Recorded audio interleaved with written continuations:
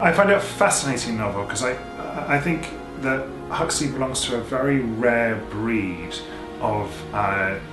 novelists in that he's both a philosopher and also a storyteller, and he's determined in all of his work to really exercise strong arguments through the mouthpieces of characters, but he also believes that it's possible at once to both make a case and to tell a story. And I think that the quite unique achievement of Brave New World, amongst all of his other work, but also amongst the kind of literature of the 1920s, where we see a lot of kind of contrasting, contradictory ideas at play, is that he really is able to marry those things without the book feeling like it's too heavy on kind of didactic debate. It feels like a very light touch that Huxley puts a series of very complicated arguments across with. And it's a piece of work that I think it is a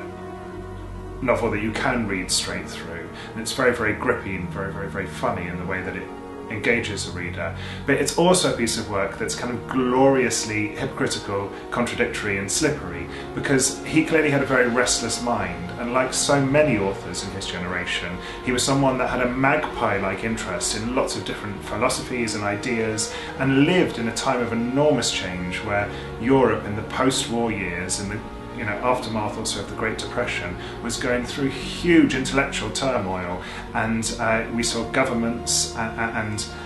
prevailing kind of belief systems, change year in, year out. So this is a man that clearly delights in both intellectual debate, but also lives in a very exciting and uncertain time that wants to harness so many of the different ideas of that time into the characters at the heart of his novel.